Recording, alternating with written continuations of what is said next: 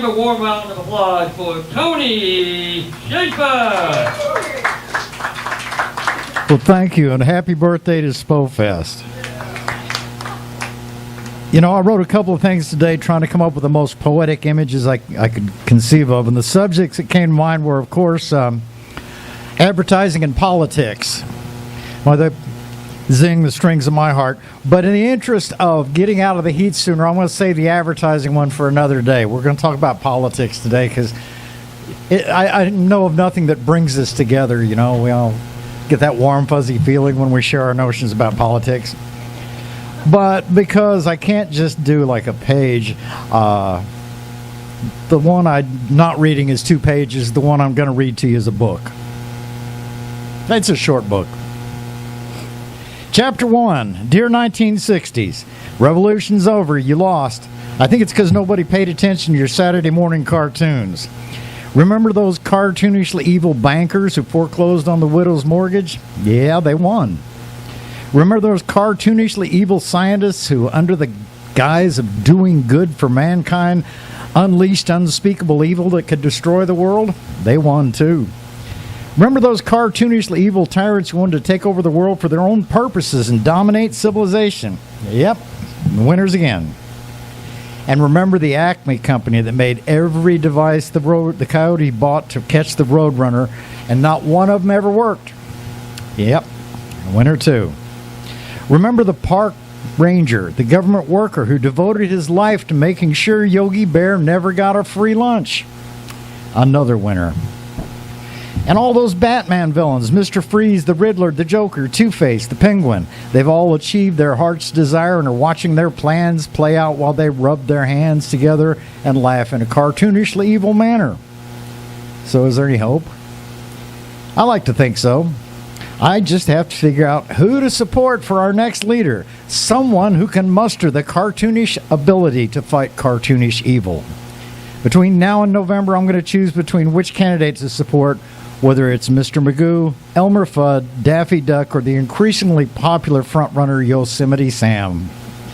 But bear in mind, as we learned in the 1960s, a write-in vote for Mickey Mouse is just a wasted vote. It's time to get serious about our cartoonish characters. Chapter 2. I figured out this voting thing. People tell me if I don't vote, I don't get to complain. Well, I love to complain, so I'm certainly going to vote. People tell me if I don't have a candidate I truly support, then I should vote for the lesser of two evils. Well, I can't figure out which one that would be, so that information is useless. So here's what I figured out. Since I'm already listening to people anyway, I'll just keep listening to what they say. It's easy enough because I don't really have any opinions to get in the way of listening like a lot of people do. And when I hear whatever sounds like the dumbest possible reason to vote for a candidate, I'm going to cast my vote for that candidate's opposition, just to cancel out somebody's vote. Now all I have to do is listen to people and figure out whose vote to cancel out. Might be yours. Just tell me why to vote for your candidate, and I'll listen attentively and determine how to cast my own vote. To me, this is democracy in action. Chapter 3.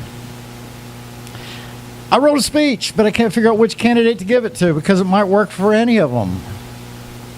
Hello, my fellow Americans and others.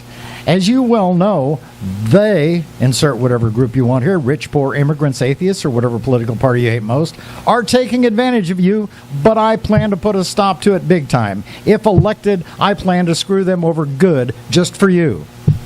And while this does sound really good, please remember that what I plan to do is take your money and give it to, insert whatever you want here, the rich, the poor, Jesus, or me. Please remember this, too. I'm smarter than any of the other candidates, anyone who has ever held office previously, and you, and everyone you know. And keep this thought in mind. A vote for me is one that doesn't go to someone you hate even more than you hate me. Thank you. Vote early, vote often, vote for me, me. Chapter 4. Let me see a show of hands. How many of y'all would stick a fork in an electrical outlet? Okay, that's actually better than I expected, so let's move on. How many of you would vote without fully researching and understanding a candidate's platforms? Okay, let's move on. How many of you, that was encouraging, by the way. You're all going to research, right? We're going to do that. Okay. How many of you have listened to or watched or read transcripts of at least half a dozen of Donald Trump's complete speeches rather than just listening to sound bites or what other people say about him?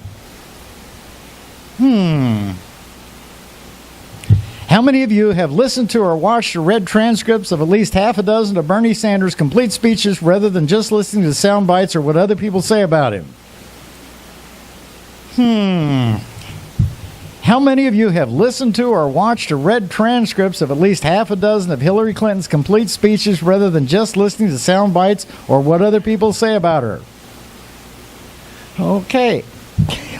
Well, if you haven't had the opportunity to hear at least half a dozen speeches from each, I guess you have to blame the candidates, because wouldn't you think they'd be out there making speeches or something? It's an election year, right? Maybe we need to go back to where we started. How many of y'all would stick a fork in an electrical outlet? Thank you.